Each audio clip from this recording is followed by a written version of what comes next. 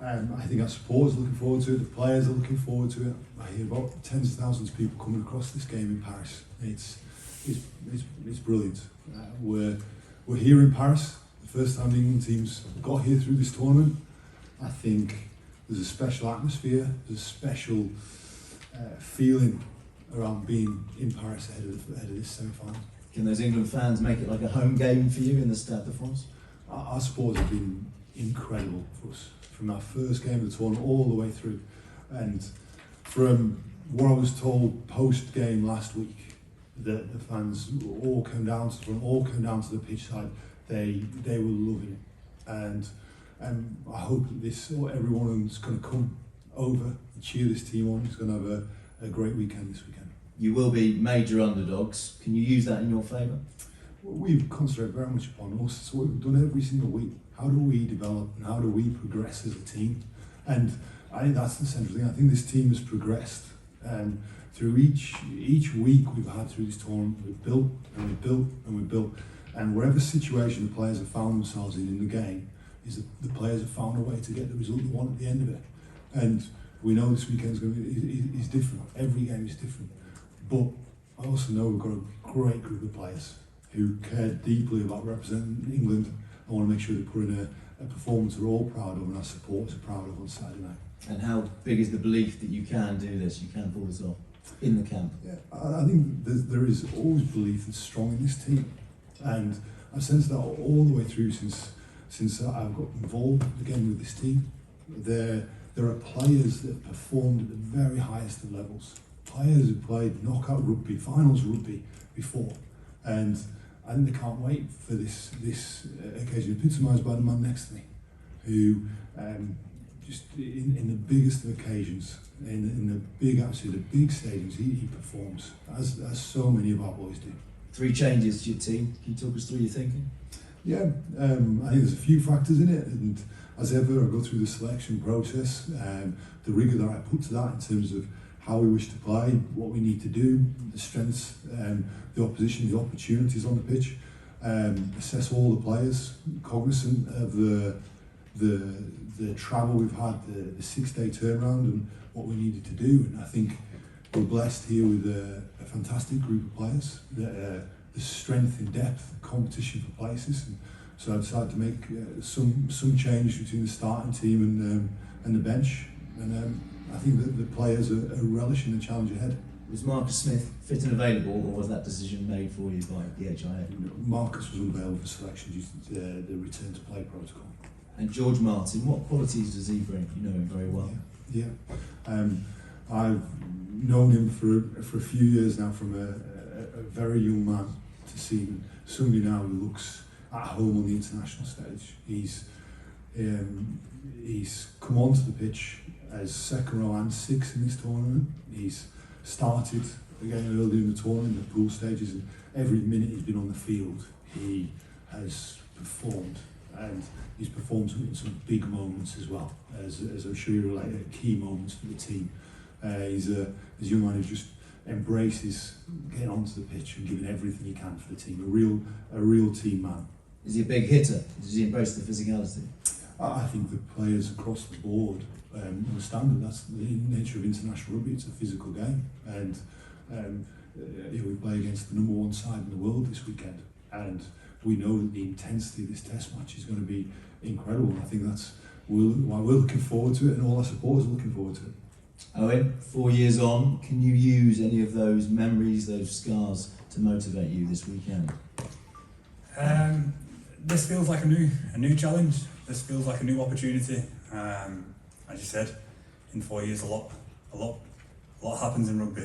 A lot happens in a week here. So we're excited at the opportunity that's in front of us. We feel like we've obviously changed as a team. I imagine South Africa feel like they've changed over 4 years as well. So we understand what task is in front of us, what a good team we're playing against, what a well-drilled team playing against, but we're excited to get out there on the field on Saturday. And what can you take from that night in Yokohama? What did you learn? What can you take into this game? Well, as we said, that's a long time ago now. We played we've played each other a good few times since, and we're looking at what we can do here and now going into this Saturday. Steve, in terms of the last 2 times England played South Africa, it's sort of 1-1. So is that another reason to have optimism for this? Because obviously a lot has happened in the 4 years since the last World Cup. So to sort of characterise it as a follow-on from that wouldn't be right, would it? Because obviously a lot of water's gone under the bridge for both teams in those 4 years. And a lot has changed since the last time we played South Africa. There's a new coaching team in place here. So there's a number of players that at different times moved on now, and we're in a different context now. We're in the semi-final of the World Cup, and we know what a top quality side they are. You look at the way they have built, not just into 2019, but then post 2019 onwards over this 4 years. They've built, added layers to the game. They've kept the core of players together, and brought other younger players through and built their level of experience. So we know what a top quality side they are, and great coaching team. What it means for us is we've got to be real well prepared, but you've got to focus very much upon yourselves, and that's what we've continued to do this week. And just on George, he strikes me that he's also very influential in the scrum in a similar way to Ollie as well. So is that another strength that he can bring to bear in this match? And the players, the front row boys, they always talk about and giving the second row some pretty direct feedback on how much weight they're giving. They're usually pretty positive about the weight George Martin gives. I think he's a young man, very athletic young man, but he is one that every challenge, since I started working with him a few years ago, every challenge I've put in front of him, or he's wanted in front of him, he's just embraced it and ripped right into it. So I'm looking forward to seeing him go. He's been played real well the minutes he's had on the field through this tournament. And Owen, what would your message be for the team for this match? Is there something that fairly simple that you could share with us that you'll kind of deliver to them in the final build up to this? Well, we've just talked about embracing it, about trying to get the best out of ourselves in these occasions. It's not necessarily anything new, anything out of the ordinary. But as he said, as Steve's already alluded to, there's a lot of players in this team that know how to win big games, and we're looking forward to that opportunity on Saturday. Yeah, hi Steve. You've talked about the importance of game management in this tournament to getting the team in position to win a game, particularly in the fourth quarter. What's the specific challenge that South Africa posed to you in how you embrace that, and particularly with the way they use their bench? Yeah. So I think that South Africa pose a great deal of questions in the game, a great deal of challenges, as you'd expect from the number one side in the world. I think they've got that traditional power of set piece power they've had for a long time. I think then their contestable kicking game is another great strength of theirs, and I think one thing they've laid to their game over these last 4 years has been their ball movement and to the speed they have on the edges. Now, you know that we're going to have to combat those things to make this a contest. They impose that upon the opposition, and then they also have a squad that is jam-packed full of power and size, so that you know that they've got a good team to start, and they've got players coming onto the bench who are very strong. I also think we've got a pretty strong team as well. I think we've got a pretty strong bench. We know it's a fantastic challenge against the number one side in the world. I think it's a challenge we're eager to get into. And the changes you've made to the pack particularly, is part of that a reflection of who you will have on the bench at a particular time in the game? Have you looked at that? Because you could have gone 6-2, but I don't know if it's the personnel, the players, their particular physical attributes at that moment in time. So I considered all the permutations of a 5-3 or 6-2, and the other thing I considered, and this is much more now over the period of time, is understanding the 80 minutes.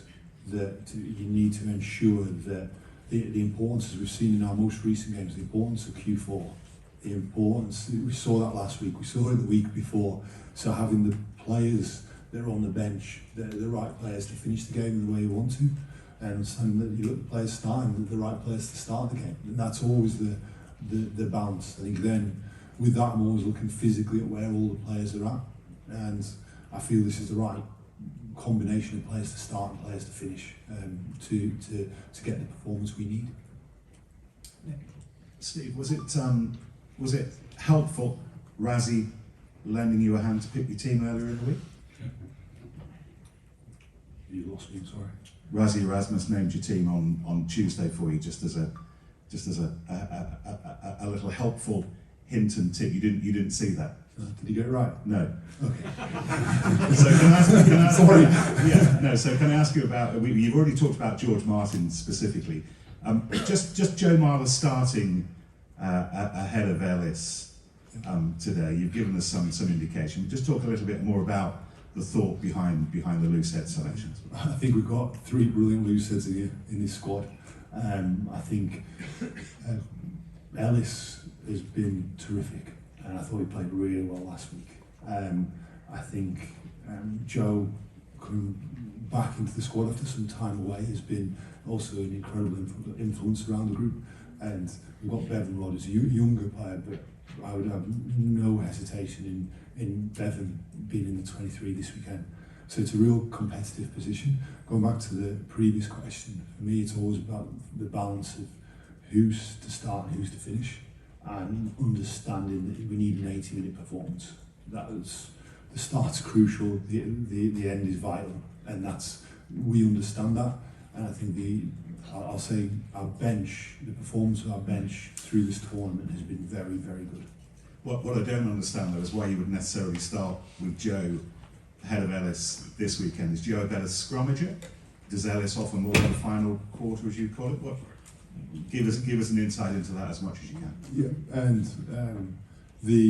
I think both of these players are top quality scrummagers, and I think that's really important given the strength of the South African scrum. We know that they're rated as the best scrum in the world, and every piece of information has them as the best scrum in the world. So we know that we're going to need to scrum well throughout the game, and I felt not just at the loose head, but understanding the combinations of the 2 sets of front row forwards that we have. I think that's also important. As I say, I thought Ellis was terrific last week. I think that Joe to start and Ellis to finish is the right combination this week. Owen, you mentioned the big game players that you have in your squad, but for a few of the guys, this is going to be their first experience of a World Cup semi-final. So what words have you had for them, and what have you said to them about what semi-final week looks like and what to maybe expect Saturday night as they get to the stadium? Well, it's not just from me. For a start, there's a lot of people with a lot of experience in the squad, and we're pretty open.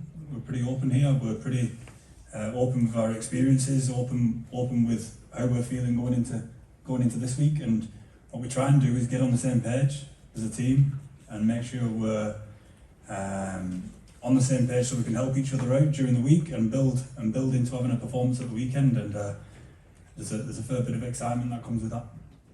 Steve's touched on the kicking battle as well. You'll likely find yourself in the backfield alongside Johnny Elliott and Freddie returning. So how have you guys analysed South Africa's kicking threat, and how are you going to look to deal with it? No, as Steve says, they're obviously that's been a massive weapon of theirs for years and years now. They've progressed it. They go a lot of contestable kicks, but not just off 9. They go across field quite a lot now, and they're lethal off turnover at times, going to kicks and getting the balls that are on the floor. And as you saw last week against France, scoring a good few opportunities off the back of that. So we've done our work. We've obviously come up with our plan to negate what we can from them, but also to be able to attack it ourselves. Does Freddie returning just give you a bit more assurance in that area, given his reputation? Well, I think the thing about Freddie is everybody knows how good he is in the air, and everybody knows what a fantastic player he is in general. But it's the want to do it, the want to be in those battles, the want to go and get the ball back for his team, the want to diffuse what's coming our way as well, and that's he's one of the best in the world at it, and that's the way I would be if I was him as well. Okay, Guillaume, then we'll go to Steve. Will, and then we'll go to Martin. Okay? In the current rugby, it's not very common to watch hooker playing 80 minutes per game. Jamie George did it during the 2 last game. Does it mean it's different? It's not human, or you don't trust Theodan, who are maybe too young for this kind of fight? First to say is that Jamie always, Jamie's, the engine he has is phenomenal, and I know he's an incredible runner, so I know from a fitness point of view, Jamie's always got 80 minutes, and I want all my players to be able to play 80 minutes, and it's whether I choose to play 80 or not. And I think one of the things that's not often talked about with Jamie is what a great leader he is, and I think we've got an excellent density of leaders within our squad. And I think there's been some moments in the last couple of games that he's been really influential, and from a leadership perspective as well as his own personal performance. And I felt the right thing to do to keep him on the pitch. But I want all my players to have the ability to play 80 minutes. Hi Steve, could you just explain to us what happened with Marcus over the last few days? Was he ruled out yesterday, or was it earlier than that? It was earlier in the week. He took a knock in the game, as you're well aware. He passed the first part of the HIA process, which meant he finished the game, and then the subsequent parts of the HIA process, and one part of that he did not pass, and then it was confirmed to me he was unavailable for selection, and yeah.